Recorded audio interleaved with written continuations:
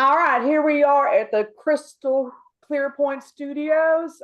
It's Deborah Colleen Rose and LuAnne Morris. You've seen us before, and we have a third person joining us today, Chrystal Teague. Chrystal is the owner of Baruti Spa in downtown Garland, Texas, and she is an expert on what's wrong with you as far as your skin, your dermis, your SKIN. I prefer to think of it as an expert on what's right with your skin. But one of the things that Deborah can tell you from experience is when you get a service with me, one of the first things I ask you is, what do you like or love about your skin? And it covers my body. It keeps everything together.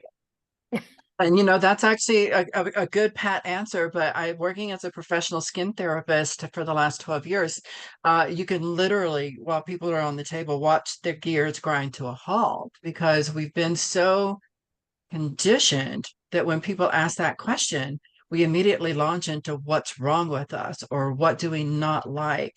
And I think all true healing comes from a place of love. So if you can teach somebody to love their skin and love their health, then you can encourage them to do better for the largest organ of their body. So, and that applies to so many different things in our life. So that's kind of my philosophy. I think that's a great philosophy. And so what's happening here is Chrystal is actually interviewing LuAnne and I to see if she wants to be with us. And seeing if she can tolerate me and my ADD and my off the wall comments. Now, Chrystal knows me personally. I think my first experience with you was at a bonfire cookout gathering out in Grand Prairie back in I want to say around 95 or 96. Oh, give or my take. God. That was how long ago it was. That was 95. That was a year before Scott and I got married. Or maybe it was 96. Yeah, y'all were just dating at the time. Y'all weren't married at that point. Oh my gosh. Oh my gosh. That's crazy. Yeah, you were both so young and naive. Who knew? I wasn't. She may have been young, but the naive part was false. Well, I was younger than I am now, but I was cougar before cougar was cool, because Scott's 12 years younger than I am. And it's always really funny when the kids were growing up and he'd go to school, and especially if he's having to deal with documents, because he adopted my two kids. So here's my son's birth certificate. 1984 was when he was born. And the father, Scott, was born in 1970. And one of the people in the office one time actually looked at Josh and goes, "How is your mother not in jail?" Is your mother not in jail? Deborah, I think that question could be applied to so many aspects of our lives. Let me just say that it's because we were not exposed to cameras on every corner and the internet. And that's why we're not in jail. That's not why I knew the right people is why I'm not in jail. Right there, Deborah. We knew the right people. Look, you're not guilty if you don't get caught, right? That's what my mom used to say. Of course, that is absolutely correct. People got caught. So we let Chrystal pick our subject today, because LuAnne and I just kind of go off the wall, and we will probably do that again today. And maybe Chrystal can keep us on task, but I seriously doubt it. I make no promises. Yeah. Before we go any further, can y'all hear my dogs? They're just going nuts. Can y'all hear them? No, I do not hear them. Good. I'm rocking and rolling there. All right, so tell them what we're going to talk about today, Chrystal. Well, I figured, since I'm new to the group, public wise, and I am a business owner in downtown Garland, I wanted to kind of just pick a topic that I know that I'm comfortable with, that I've seen from men. You're going to that's the topic for another day. Raining men. Hallelujah. Yeah. We have had extensive conversations about those XY people. Yeah, those XY people and that sort of thing. But we can talk about that another day. But one of the things I wanted to talk about is I've been recuperating from a medical procedure, and so I've had a lot of time to think. And it's I love it. met one of my clients at the spa. Just happened to be in doing some paperwork the other day, and one of my clients walked up to me after their appointment. They were waiting for their friend to get finished, and they walked up to me and said, "I have a message for you." And I'm like, "What?" And basically, he says, "There's five beings of light sitting around you right now, and they want you to know that you're going to be okay, and they're watching out for you." And so, obviously, after the waterworks ended, I then started thinking about my mother, and I started thinking about my grandmother and my great grandmother, and I started seeing some of those things that from my youth from a whole different perspective. Because, people try to teach us right from wrong growing up. We learn everything about who we aren't, I like to say, from our parents and our community around us. And while that, it helps us become who we are, because by figuring out who we're not, unfortunately, that's the thing is some of the most valuable advice I ever got was what not to do, or I learned how not to do something.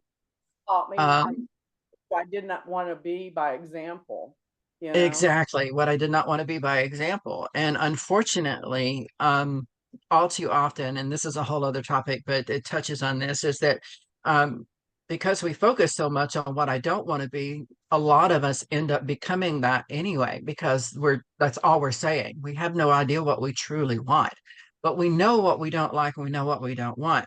So then that led me into, but as we grow and we mature, those experiences and our perceptions change over time. And I was thinking about what I do for a living today. And what I do for a living today is I provide skincare education. I've been an educator for the last 10 years in the field of aesthetics. I provide therapeutic and holistic facial services, and I also provide professional hair removal by way of electrolysis.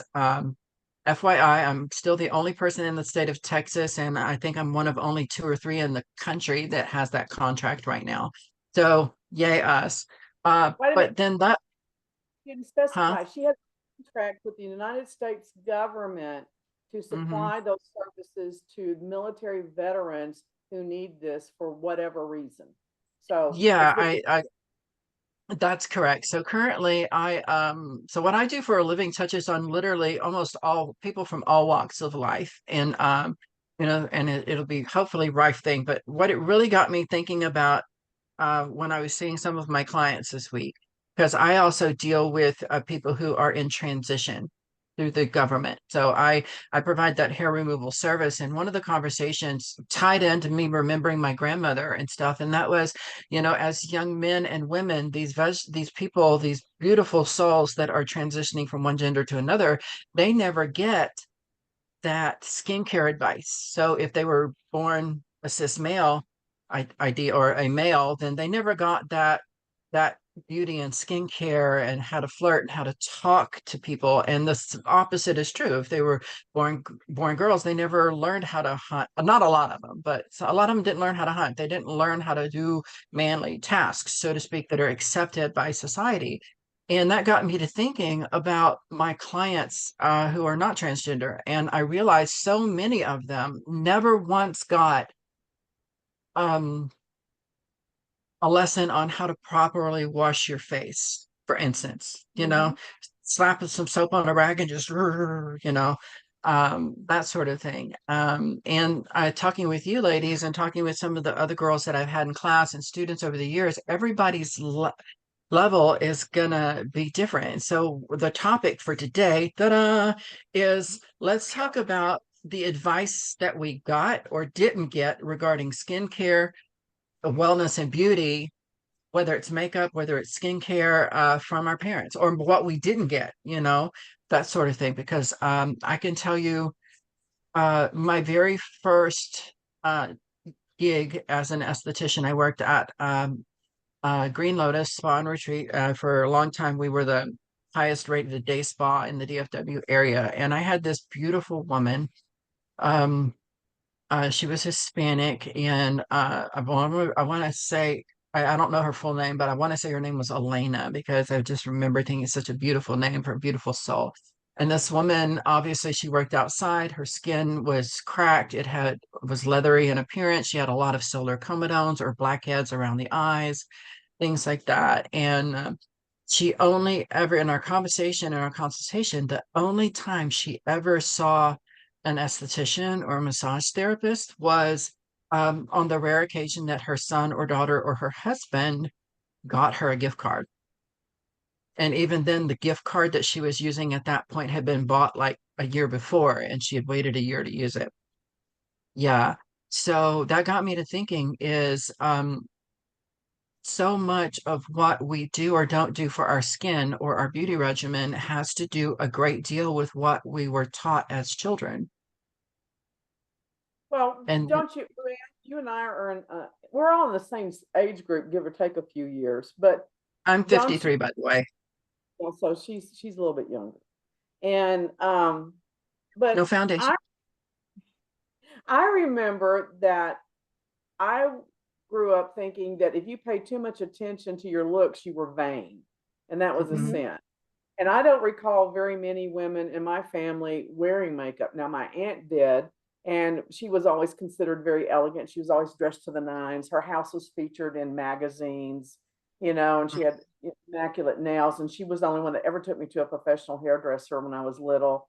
But she was so disliked in my family, that was not considered a positive example. You know what I'm saying? Because nobody in my family liked her. And I don't recall ever knowing anything about makeup or facial skincare until I started reading Cosmopolitan. Thank God for Cosmopolitan, you know? The Bible of beauty. Yeah. I mean, and you know, and then I started modeling in my early 20s. And so then I had to pick up tips really quick, you know, because you had to do a lot of your own makeup if you're doing runway makeup and stuff like that. So, and even now I watch YouTube videos, you know, don't do this if you're over 60. Well, okay. I kind of like that. Why? Why? I'm over 60. Why are you telling me what not to do? Yeah. Who are you? Are you paying my bills? Are you keeping the mattress warm at night? Are you paying my bills? No, you're Well, not. You can't tell me what to do. I want to write all these people go, what? You're 12 years old. What makes you an expert?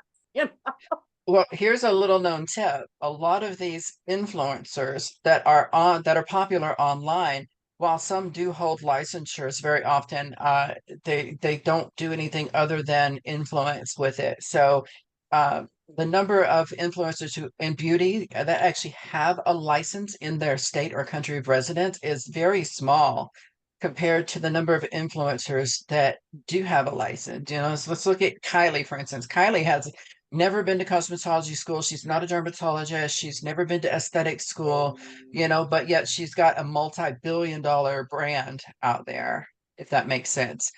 You know, so it begs to differ. Where are you know, if we're not getting it from our parents, where are we getting that beauty advice?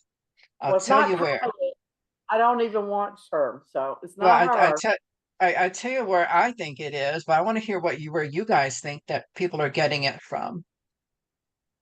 I obviously, since influencers are so powerful in our society, people have to be watching them, or they would not have that much influence, and there would not be a market for them, and there would not be money for them. And in fact, I just got a thing from Facebook last night saying you can now be an influencer and you can now monetize your Facebook account and blah blah blah blah. And I'm like, are you kidding me? You know, because all I do is get stupid crap on my Facebook. Yeah, but do it. It's money. Take it. Yeah. So I'm setting it up and everything. I didn't finish it last night. But the thing that gets me is that how many people think my posts are who I am or what I'm thinking or how I feel. I just post them because they intrigue me. I stimulate conversation, or it suits something in my brain for that little bit of a multi-second when I hit share, you know? No, So, I hear you. And what are your thoughts on that, Miss LuAnne? Well, I think back when I was a child and, or, you know, and wanting to wear makeup, and there was no one except your peers, you Your know? peers. Right. Yeah. And so believe it or not, that's where a lot of people, men and women alike, get their education on beauty and skincare. And it's from their peers. And sometimes their peers might be in another country like Japan or Tokyo or Australia, you know, where things are maybe viewed differently. But their peers very often, because these people that are influencers come into our home. So in other words, they're getting it from their peers at school and they're getting it from the internet, the same place they get their education about sex and everything else that matters in the world, apparently. So I wanted to think back to one of the very, very first things that I ever learned about skin, hair in general. And I can remember being like 4 or 5 years old, and my grandmother's bureau, she didn't call it a dresser, she called it a bureau, even though it was tall and skinny. And at the very top of it, she thought having a tall, skinny one would keep us kids out of it. Of course, that didn't.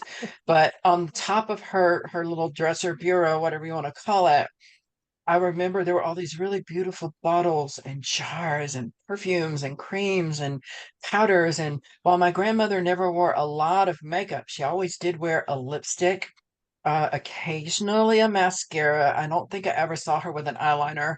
But I did see her, you know, obviously a little touch of rouge. But she was the first one that taught me the pinching the cheeks trick, um, things like that. And my great grandmother, I remember being like 5 or 6 or 7 years old and learning from her that, you know, a once or twice a month vinegar rinse in your hair, if your skin is oily for your hair, would be really good to strip it. And I didn't, you know, I learned these things growing up little bit by little bit. My first experience with Noxzema or was in my grandmother's bathroom, or my first experience with a cold cream was from my grandmother's little bureau.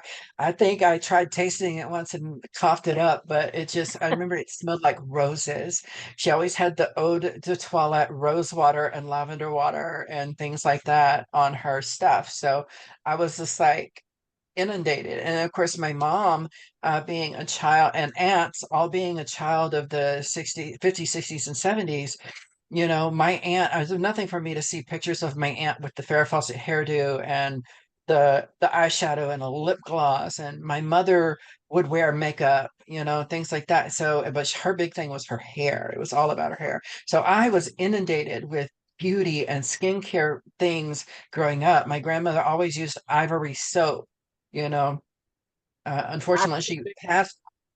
I am now officially 1 year older in October. I will be 1 year older at 53 than what my grandmother was when she passed at 52.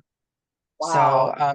yeah, so she passed, I believe it was in October of 1980 or 81, thereabouts. So I think I was 10 or 11 years old when she passed. And I just remember, like I said, so much. She taught everything. In fact, the best compliment I ever got, I went home like 3 years ago for a funeral, and it came back to me that a lot of the women who were like my mother and age and older kept saying how much I reminded them of my grandmother, how my hair was styled, my makeup was nice, elegant, but it looked natural. Like today, I'm not wearing any foundation, you know, just my dress matched my stockings, matched my shoes, matched my purse, you know. And my grandmother, when she passed away, I got all of her, not all of her jewelry, but a lot of her jewelry that was later stolen. But you know, little owl brooches. She was really big on Art Deco owls and little dragons and butterflies, and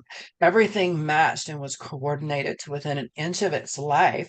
So today, when I dress, I have a hard time dressing in clashing colors, but because of Deborah and you guys being so wild and crazy, I did wear my little clashing color thing. But even then, this is color coordinated, right? So I can't help myself because it's just inundated to who I am. So I wanted to find out from you guys, what did y'all learn from your parents or not learn? And I think we kind of established some of that, but I want to hear more about that. Uh, Clean because hair like I said, was big in my house. Clean hair. Because, we didn't have air conditioning and, we lived out, in where it was hot in Western Arkansas.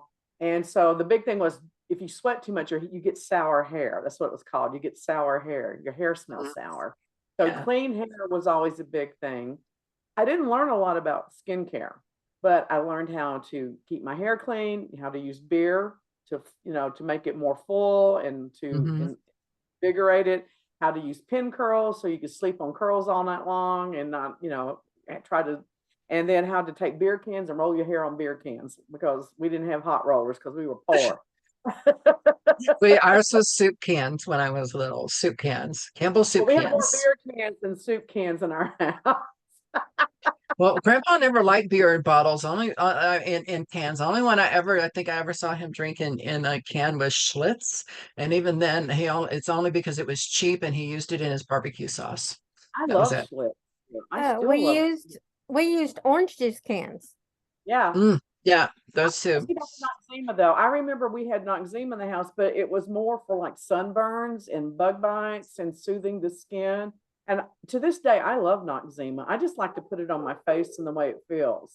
It's tingly. It feels really, really good. So here's the deal, like, getting back to this beautiful woman, who, I remember talking to her, and part of the conversation was, she one of the reasons why it took her so long to do this was because, she had a garden she tended. And then of course, she had this to do with her husband, this to do with her teenage son, and everything was all about making sure that everybody in her life had everything that she needed. And in that moment, when I asked her why she had not seen a dermatologist ever, or why she had not, you know, came in more regularly to take care of herself. And she's like, well, I don't have the time. My time is taking care of this. And then I don't know, maybe spirit led me, whoever led me, whatever led me, I'm glad they did. I just expressed her. I said, listen, you are such a beautiful person. You give so much to others. I said, but I want you to think about something. And I said, there's a reason why if you're in an airplane crash, they tell you to put your mask on first and then see about helping other people, such as your children and neighbors and fellow passengers. And that's because you have to take care of yourself. Self-care is so important, whether it is your skin, whether it is getting enough sleep, whether it's eating the right foods, things that balance, between nutrition and what makes you feel good. We just, as a nation, here's a statistic that you guys probably are not aware of, or if you are,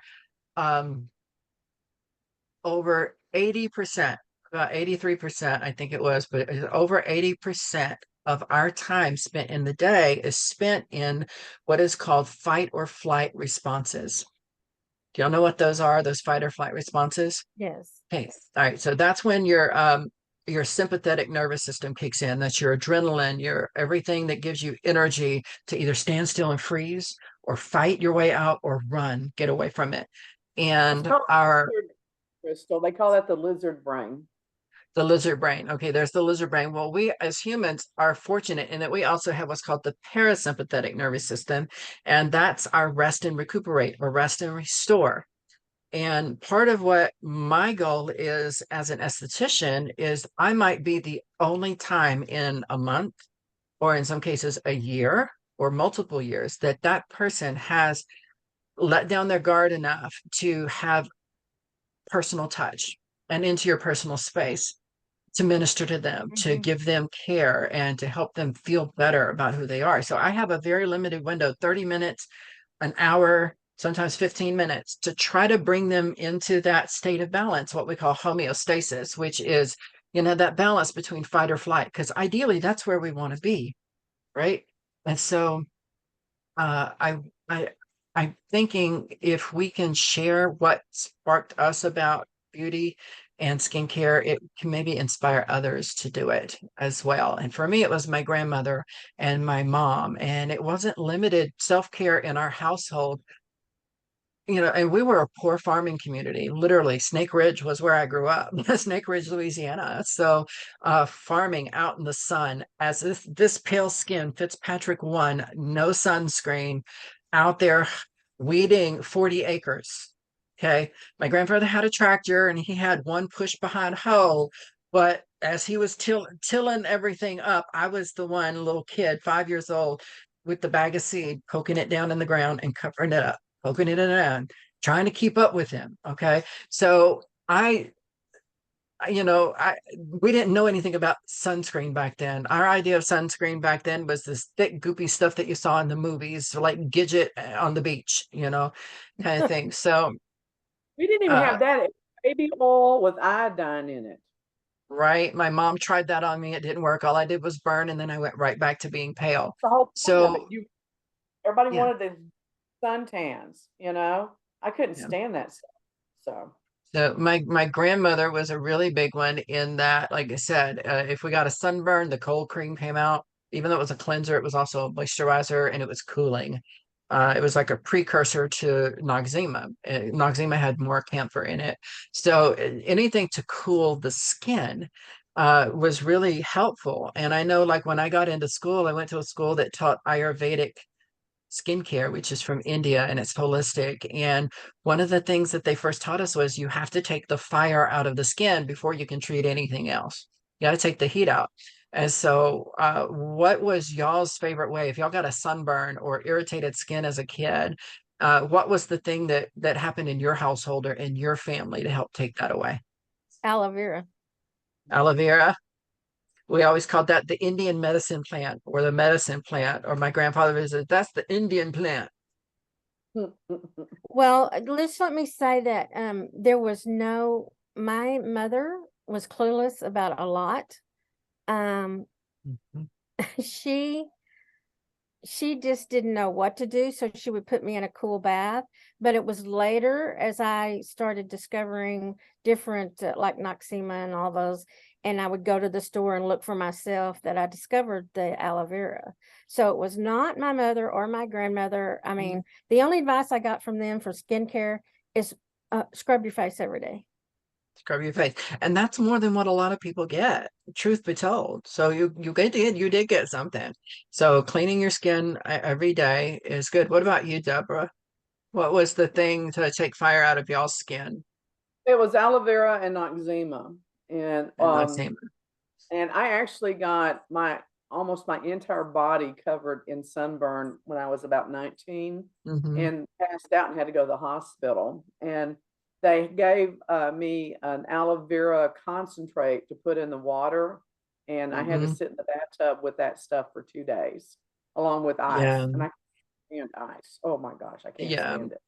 Everything in our family, like I said, we were in Louisiana, but I was very prone to sunburns as a child. In fact, I was the only grandchild that was probably allowed to sit in the shade or inside the house when other kids were forced to go outside and play, because I just burned really easily. I was also allergic to everything. I was allergic to bees. I was allergic to wasps, and of course, they were everywhere growing up. So.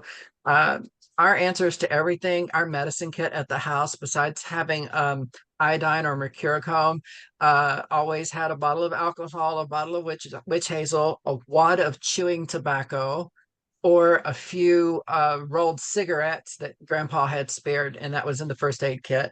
There was always in the bathroom a box of baking soda. And then we kept buttermilk in the fridge and things like that. So we were just good old country folks. So, you know, my grandmother believed in buttermilk baths once a month. And I don't think she realized or understood that acidity, that lactic acid that's natural in that buttermilk that's slightly fermented, is what helped her skin to be so soft and so youthful at 52. When she passed away, she didn't look a day over 36. She just was a beautiful person inside and out. And then or if we got a wasp sting, it was a wad of chewing tobacco. But the thing was, we didn't soak it in water.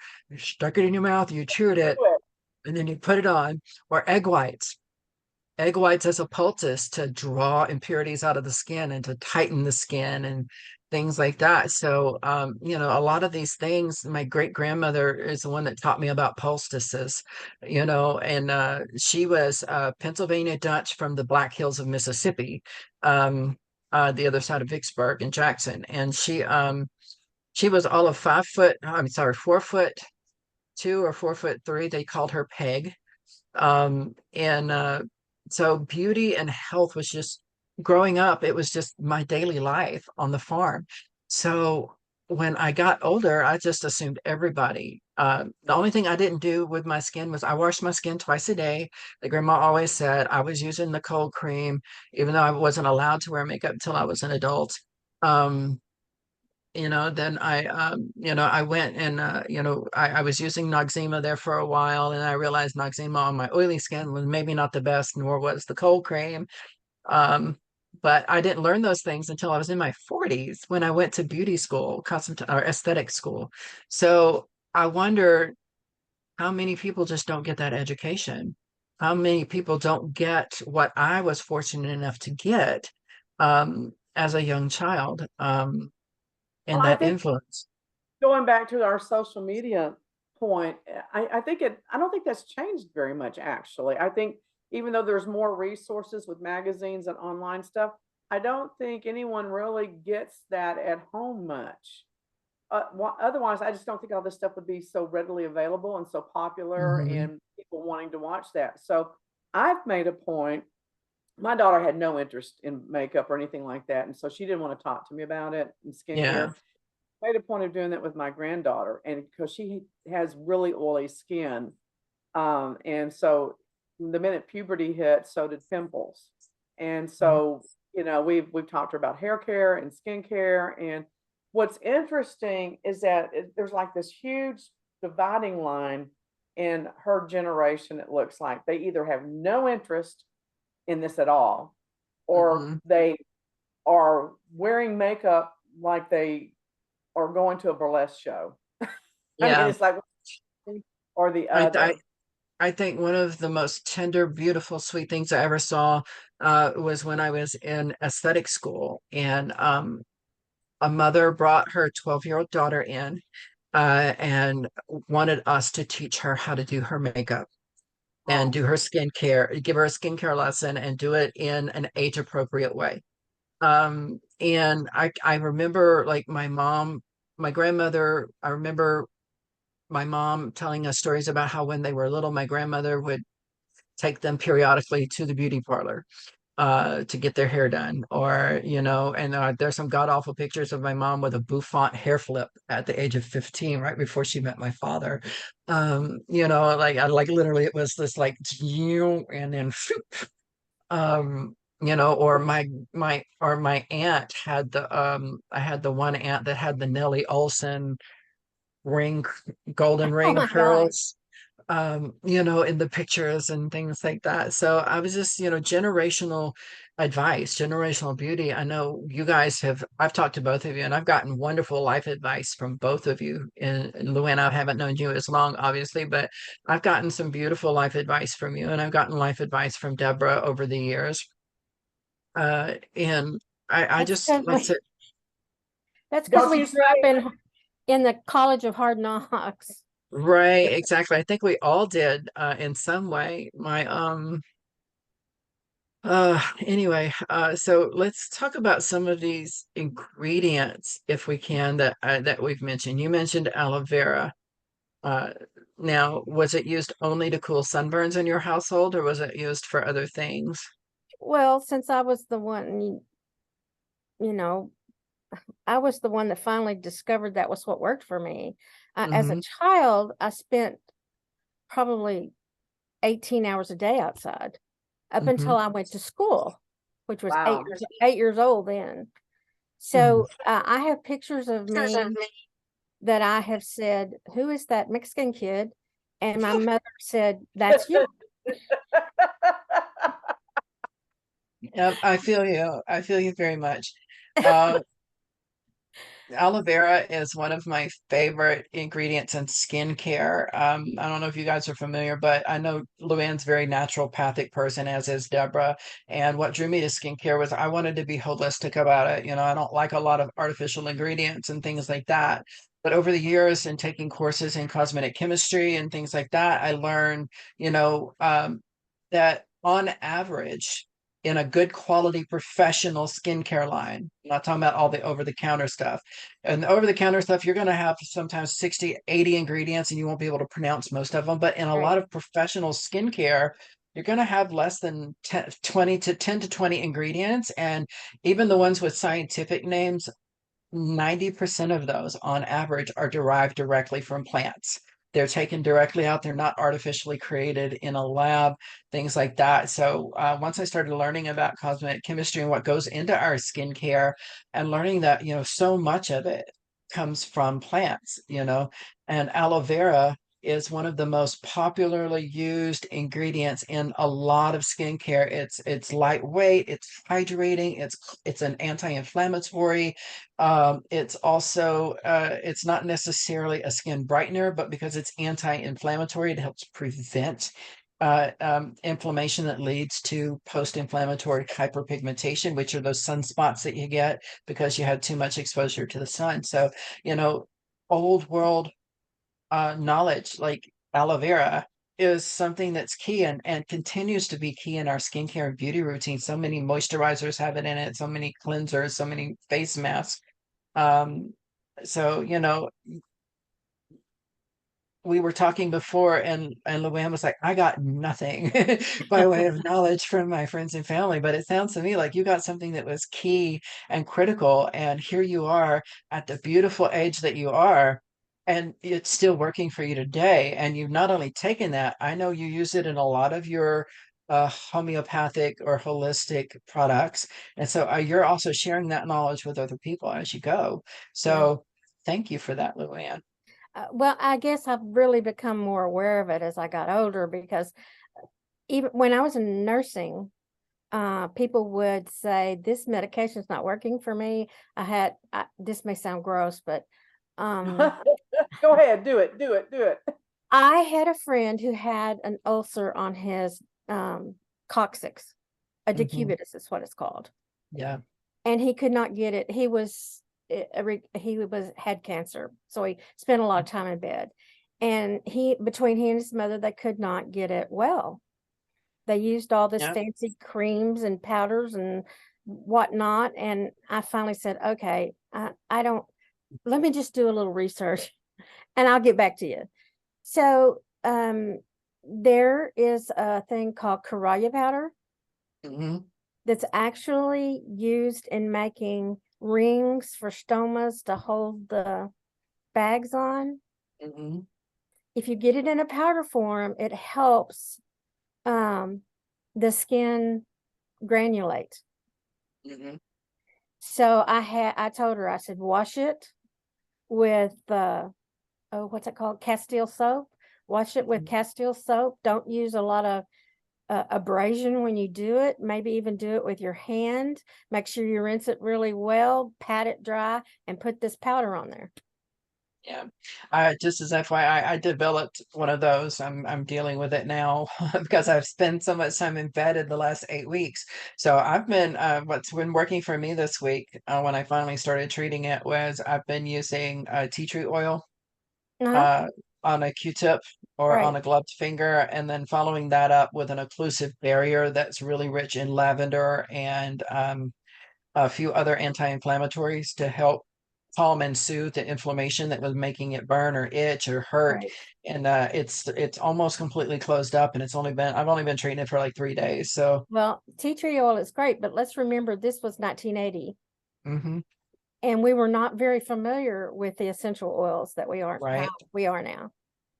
Exactly. Well, so this is how bad the lack of knowledge was in my environment. I can remember watching a TV show when I was young where they put this mud mask on their face and it made them beautiful. It was some stupid show. So it's red clay dirt in Arkansas. And I can remember going out to the ditch and digging up some of that red clay and mixing it up with water and putting it on my face and letting it dry. And I'm gonna it dries your skin out real good. It really does. I mean, let's face it. Well, first of all, let's look at what's in that soil, right? You've got iron oxide. We've got iron oxide, which is actually going to be very, very beneficial in helping to prevent the radicalized oxygenated species. So inside the skin, you've got the clays and the dirts and the minerals that are in there. So not only is it pulling things out, but your skin's able to absorb and get exposure to minerals that maybe you need in you're not getting in your diet. So yeah, red clay girl, you did it. 10 years. Did not have a pimple for 10 years, and I think it's because of that clay.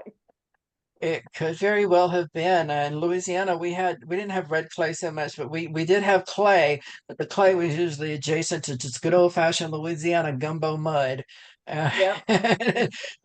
It was slimy, and I can remember as a kid just rolling around in it. And before we were allowed to even come in the house, grandma or grandpa or somebody had to go out here and hose us down with the water hose. We had to strip everything off, walk through the house butt naked. And yeah, fun times. Well, LuAnne But makes some wonderful concoctions with her herbs and her essential she oils and really different. does. I love her lip balms. Yeah, and so and she's got some. We just sometimes I just say do this, and she does. So she accommodates me because I like to experiment, but I don't have the patience and the knowledge that she does to really research it. But I'll just get an inkling. And but she's really good at making perfume scents. I mean, she's just got this beautiful natural talent for putting together what you need and how to use it and everything. It's really fascinating. Yeah, I do she think it's really does. Really does. I noticed that was pretty much the only segment of LuAnne was my house sitter and looking after my babies while I was out getting surgery. Thank you again for that so much. But I think the holistic portion of the library was pretty much the only thing that she touched back the whole time while she was here. So that book, I know that book she had the day I came home was like one of my favorite books. I had to search really hard to find that because I had it in the first edition when it was like this big and it was this thick and it was all big lettering. And then it got, I forget what happened to it. It was lost in a move or something. And then I had to search really hard to find that. I don't think it's in print anymore. But yeah, that just the knowledge that's available out there for plants and skincare. So Deborah, yours was mud. LuAnne, yours was aloe vera. The number one thing that I think growing up as a kid that I got when it came to taking care of my skin was just consistency. It was, I don't care if my grandmother was in the hospital having a bypass surgery or getting a skin cancer removed. Um, uh, she took care of her skin. That skincare went with her everywhere, whether she was traveling, if she was going out of town, just spending the night at our house, 40 miles away, you know, um, everything came with her in her little locked little I think it's like Samsonite, but it was the the little pill medicine box, beauty box, everything. And so I think with me, it was just consistency. Be consistent with it. I had some really great, like I said, my grandmother, like I said, she passed at 52, and she didn't look a day older than 36. We had a great Aunt Virgie, who was my I wish I had known her when she was younger, because when she came to town, it was an event. She was that person in our family that her hair was always done, her makeup was always done. She was 68 years old, didn't look a day over like 38, 40 years old. And her husband had passed away at 63. And since then, she had only dated like college age men. So um, Go. I remember I was not old enough to go with them, but because I was like 15, but she came to visit and we lived over in Northeast Louisiana, and she talked to my aunt and everybody into driving all the way into Jackson, Mississippi to go to the mall because malls were a happening thing in the 80s, apparently spreading across America like wildfire. She wanted to go to the mall in Jackson and shop. So they went on a shopping trip, and I remember they stopped and had margaritas on the way home at this little honky tonk there, right, and in not in Vicksburg, it was one of those little honky tonks just on the side of the road that were popular back then in Louisiana. And the girls are all sitting there, like literally, it's like my aunt, my mom, both of my aunts, my mom, Peggy Neal, my mom's friend, and I think Virgie's daughter was there at the time, and they were all laughing and kicking and having a good time. And they're looking around, they're trying to find Virgie, and they're trying to get ready to leave, and they found Virgie behind the bar doing the hoochie cooch with this 20-something little year old thing, bartender. And it was such a scandal. Sure to define hoochie cooch. Dare we? She was doing the hoochie coochie, coochie coochie coochie coochie coo. Uh, like I said, it was just such a scandal. And so she was like, I'm at an age where I don't care what others think. I'm going to live my life. I'm going to be happy. Yes, Miss LuAnne. Is that you? She's the Okay. president of the club. She's the president of the club. So, just want to, I think for me, just Virgie being consistent in her skincare routine. Um, I was consistent throughout my life but I was always told I had super oily skin, and I had acne really bad as a teenager that extended into my early 20s, and then it finally cleared up like almost overnight. And then I had the occasional breakout up until I was 31 or 32. At 40, they finally put me on hormone replacement therapy, and finally the oily skin was came up. But until then, I'd always taught use alcohol on your skin, use witch hazel on your skin. My grandmother said, don't use alcohol, it'll destroy your skin. Use witch hazel instead. I didn't know why, other than grandma said to do it. So I used witch hazel to, strip my skin of excess oil. Um, by that point in my 20s, I had realized I have oily skin, so cold cream's probably not the best thing for me. It's great for taking off makeup, but I don't know that it's that good for my oily skin because I already get oil. And I didn't, and I knew that sunburning was a bad thing for me, so I tried to stay out of the sun. I carried an umbrella with me when I used to have to walk to work, um, things like that. So I think that consistency is why at 53 I don't look my age. Um, and I try to teach my clients consistency as well. Um, but I think more importantly, it's about sharing that information, that knowledge with other people, and paying it forward, if you will. I don't have any children. I really don't.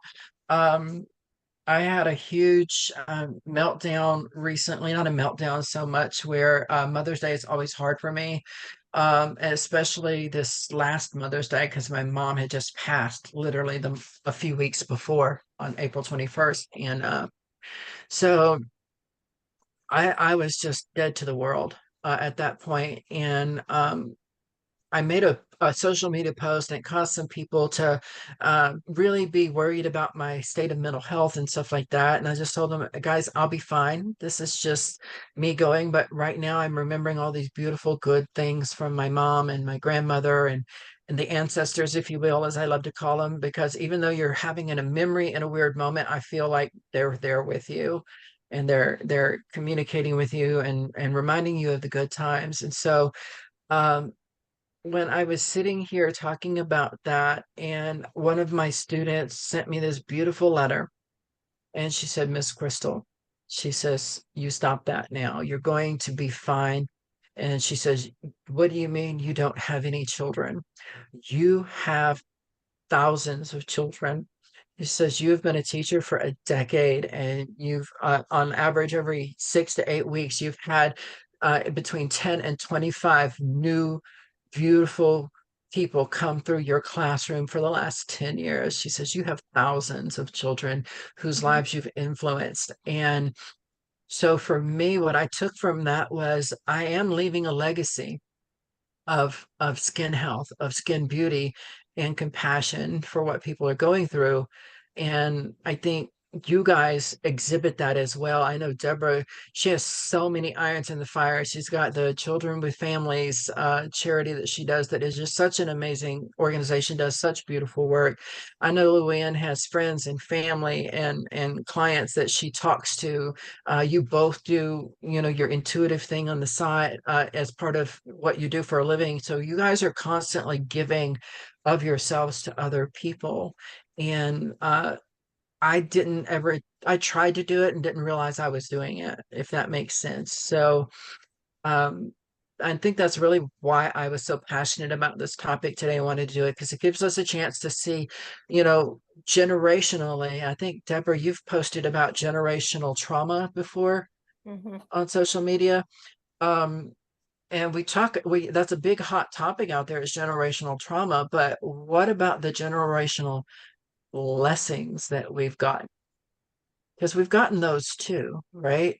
And for me, one of those generational blessings was knowing your self-worth, taking care of yourself so that you can take care of others. Um, I think my grandmother was the prime example of that because she gave so much. I mean, she passed away early and she was a second wife. You know, a lot of people think, you know, they don't think talk about that back in the 40s and 50s and 60s, you know, about being a second wife. So my grandfather had a whole other family before, you know, he met my grandmother and she was like 13 when they met back Oh my then. Oh, Yeah. But they didn't get married until she was like 17 or 18, I think. Um, but at the same time, she gave not only to herself, she took care of herself in all ways that she could so that she could um, take care of others. And unfortunately, sometimes she didn't give enough to herself. Um, It's a so, message that I give a lot when I'm giving personal messages is that the more you give, the more it leaves for you to take in. The more that you take in, the more you can give. And it's part of the life circle. So yeah, what what you do when you tell people that is you're giving them permission to do the things that they need to do to take care of themselves because many women feel guilty and they feel selfish if they do things for themselves. But when you that's let them true. see that the more they give out, they leave a hole and they have to fill that hole back up. And that mm-hmm. allows them to give even more. That gives them permission to take care of themselves. And you can just see the relief wash through them, knowing that that's not selfish. And what Exactly. I love about what you do, because I've had this thing with personal looks, this inner war all my life, because I had a very womanly body very early on, and it gave me a lot of problems. And then I learned Yeah. how to use my benefit, and then I got fat and didn't know I was fat because my body was rebelling against me, and they couldn't figure out why. And it was all due to the flight or fight hormone issues, and I had to get that situated. But what I love is that for us to be holistic, for us to be whole, we have to be mind, body, and spirit. Mm-hmm. Part of being in our body is being comfortable in our own skin. Mm-hmm. And part of being comfortable in our own skin is liking what you see when you look in the mirror. And when we say that, we always refer to, you know, what do you see as far as your spirit, your soul? But it's also Mm-hmm. what do you see when you look in the mirror physically? I never knew I was fat till I wasn't because I did not see myself. I'm Well, sorry, I I'm was getting a told, little comfortable here. yeah, I was told on a daily basis I was fat. So, Yeah, me too. When I wasn't. And then when I was fat, nobody had the balls to tell me that, you yeah, know? exactly. Yeah. Yeah, I But weighed 135 pounds in high school, but I was fat. Yeah, so you know, I'm tall. At 15, I was 5'10" and a half. I was super tall. I've now shrunk a little bit. I'm under 5'10", but we round up to 5'10". But so I was always the odd person out for various reasons. You know, rural Northeast Louisiana. I was born in California, so I was automatically, even though my mom and grandparents had lived there for generations, I was an outsider, you know. So going into that rural area, you're automatically marked as different, and then you get the nerve to be taller than everybody else. um And then I was a very artistic person in addition to being very hyper analytical. So my husband jokes sometimes that I don't get the joke. And I'm like, I do get the joke. It's just my brain automatically goes to, but what if? And I start Uh-huh. running I get the the joke. things It's in not there. funny. It's just not funny. Okay. Funny. Tell me something funny. Yeah, but yeah, so for me, like I said, I think my part of giving back is I try to make sure everybody that comes into my present leaves knowing they were seen and heard. And I sometimes fail at that. And when I fail at that, I have a tendency to beat myself up. So I know we're nearing the end of our time today, I think, but I wanted to share really quickly. We've talked a little bit about skincare and wellness and self-care that we got from our progenitors or that we learned growing up. And then I would like to hear from you guys really briefly. Um, what's one thing or two things that you've learned in life now about self-care, wellness, and skincare in particular, or beauty, that you feel everybody should know and should do? Who wants Go, to go LuAnne. first? What? Yeah, Speak go up. ahead, LuAnne. I said, go, LuAnne. Go, LuAnne. Oh, LuAnne. Go, LuAnne. since I'm not real big on makeup, Mm-hmm. I have started using more recently. I don't know why, but I I would do a moisturizer and just powder on my face. And Mm-hmm. sometimes I would do mascara and then chapstick because I was not into any kind of color or anything. So as I've gotten older, I've tried to make sure that I wear color on my lips and my mascara, even if I don't do a lot of foundation and stuff like that. Mm-hmm. So embrace the color is what you're saying. It Yes. adds life to the face. Yes. I agree with that. Add color, embrace the color. What about Yeah. you, Deborah? My biggest thing is that what in the world is going on? I I don't don't know. know. Just That's let it crazy. misbehave and it'll be back to Yeah. normal. Is what is more important than what I put on my face is what I put in my body. And that I look better when I get the right nutrition because of the digestive issues that I have. I have to have more protein and more healthy fats than the average person. And Mhm. I know the minute I'm not getting those because my skin gets dry and my face looks like it's caving in and all that stuff. So it makes me more aware of my nutrition. But I also agree with LuAnne. I'd like to have a more of cotton. Of course, I don't ever wear makeup when we do this show. So, Mhm. and this is going down for posterity. But when I'm Unlike going, me. yes, maybe I should start with, but I'm just too lazy. I'm very comfortable in my own skin. I like wearing makeup. I didn't used to, even though I had to wear it for certain things. But now I actually enjoy wearing makeup because I enjoy the ritual of preparing myself mentally by preparing myself physically for meeting people and stuff because I have found it makes it easier. I'm a social introvert. So going out of the house and meeting people, if I have those rituals to prepare myself mentally, makes it easier for me and I sustain my energy better. So those are the things that are important to me now.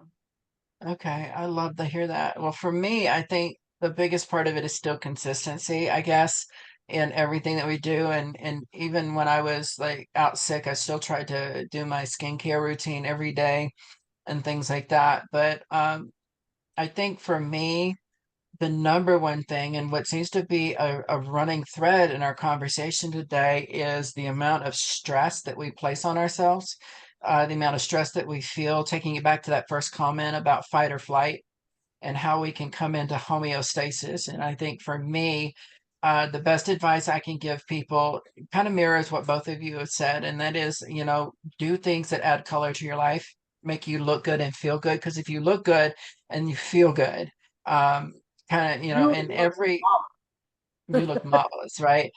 So, look good and feel your best. When I'm feeling bad, I tend to put extra effort into my makeup or my hair. And so I can, at least because I know first impressions matter. And I would rather somebody go, "Oh, you look so pretty," first thing rather than going, "Oh, you look like HE double hockey sticks, right? So Right. I forget if we can cuss on this channel or not, so I'm just going to spell it out. Absolutely. Okay. Do you know Deborah? I do know Deborah, yeah. So there's that. So, add things, bring things into your world, your skincare, your health, your wellness that bring you joy, that bring color to your life so you can embrace it. Because like just putting a simple colored lipstick on adds warmth to the skin, it adds warmth to the face, especially as we mature. Our skin tends to get less oxygen, it tends to get less nutrients. And so it needs that to really brighten it up. And second thing is, um, you know, what Deborah was saying about nutrition, what goes in your body comes out in your skin and it can be seen. So, I know. I tell people who discuss things with me about herbalism, I tell them the same thing. You got to start with your diet, add it to your diet. You got to start with, or take it out of your diet, even Yeah. for that matter, because sometimes we do the elimination diet. But in the end, so bring color to your life, pay attention to what you're putting into your body, because what you're putting into your body, you're putting into your spirit, you're putting into your skin. Okay. And last but not least, first impressions, as much as we like to think they don't matter, they do matter. So take care of yourselves, invest in yourselves. I have noticed, and I've taught this in my classroom for a decade, is that people spend time, energy, or effort and money on people, places, or things in which they place value. And so when you are looking at somebody who does not take care of themselves, whether it's their skin, whether it's their health, whether it's their thing, they're not placing value on themselves. They're placing value everywhere else but here. And part of what I hope to achieve is to help encourage my clients, my friends, my family to place value on themselves because they are worthy. They have worth in this world. Uh, if for no other reason than by the very virtue of the fact that they exist. You know, not to put a fine point on it, but we live in a world or a society, and it doesn't matter whether we're talking, Croatia or genocide over there, or we're talking about fascism in the European bloc. There are areas in this world where entire groups of people are thought of or taught to be of less worth than others. So I think we as light workers, we as people who minister to people, whether it's spiritually or physically or any other way, it's beholden to us to make sure that we are sharing our light, putting and instilling in others that their self-worth is important, because if they're not taking care of themselves, they can't possibly have what it takes to take care of that child or that husband or that sick mother or anything else that's worthwhile that they put value on, because sooner or later they're going to burn out. And I don't want that for myself. I don't want that for the people that I love and care about. And I love and care about everybody. If I don't like you, that I still love you. And I still care about you. I just don't gotta like you. Right. And that's a whole other topic for another day. I'm sure I have Deborah and to I like could. you and love you. I don't have to. I think that was my dating motto in my 20s. I don't have to like you to love you, but that's another story. So Yeah. My dating motto was men are like Kleenex. Use them once and toss them away. exactly. So Chrystal, tell them where people can find you and your spa. Oh, okay. Well, I'm a Baruchi Spa, skincare, makeup, and hair removal spa. We are located at 618 West State Street in downtown Garland. You have to come in from the from the square side of State Street right now. That's 6th Street, right? Yeah, Fifth. No, actually, you have to come in from 5th Street in order to get into my spa. You'll figure it Um, out. They're working on the streets. They have yeah, signs. yeah. But you can find us on Facebook at Baruti Knows on Facebook, and then Instagram is Baruti_spa. I also have my personal page, which is Ms. T_spa goddess. And so coming up in the very near future, once I'm back to work full time, starting this spring, I'm actually going to start a monthly meetup group at the spa called Sip and Learn. So, or sip and spin, however you want to look at it. And what we're going to do is we're literally going to We're literally either going to drink some wine or we're going to do some margaritas or something. We're going to sit. We'll learn about skincare. We'll learn about a skincare ingredient. We'll learn about makeup. Or maybe we'll just sit back, chill, and eat some pizza. Who knows? It's all about wellness and learning to take care of ourselves and building that sense of community. Yes, I ma'am. volunteered to teach them how to drink, and you don't sip. Okay, so we'll You do it right. guzzle. Deborah's like, you don't sip. Yeah, shoot it. You shoot it. Shoot it. Deborah's like, forget the shooting. Just give me the vein, the intravenous. So, we'll get it right. Practice makes We'll get it perfect. right. Yeah, so that's where I'm at. I'm on Facebook. I have a TikTok. I just haven't done anything with it yet. So hopefully we're going to start doing some skincare tutorials and wellness tutorials because we're a health and wellness spot as well. We're also a safe space in downtown Garland as well. So if you are in trouble or you fear for your safety, for instance, for any reason, whether you're LGBTQI plus or whether you are a victim of sex trafficking or domestic violence, you may stop in, and if somebody comes looking for you, we'll hide you in the back and you're not there. Or if you just need to get out of the house, it's my safe Yeah. space. So. Yeah, especially on Thursdays, which sadly was canceled today because we sit around, eat chocolate and drink wine and basically BS all night and greet people coming in, I don't which is fine. Yeah, but anybody that wants a free skincare lesson or what we call a complimentary skin analysis, they can come in at any time that I'm working, which in after April 20th will be full time again. And so I'm the only licensed esthetician in the building right now, which is going to change soon. Fingers crossed. Sorry, work stuff. I've got a couple of new referrals from the VA. So let me get that to my front desk person. All right. I gotta There we go. let tell her story now because we're running out Okay. of time. LuAnne, tell us how to get a hold of you. On the website, herbal-lu.com or herballu1105@gmail.com. All my business is online through my webpage. Possible through Miles of Smiles events and entertainment. And I'm Deborah Colleen Rose. And you can go to milesofsmilesevents.com or you can do Deborah Colleen Rose, like you see my name there, at gmail.com. If you want to be on the show, if you want to ask questions, if you need more information.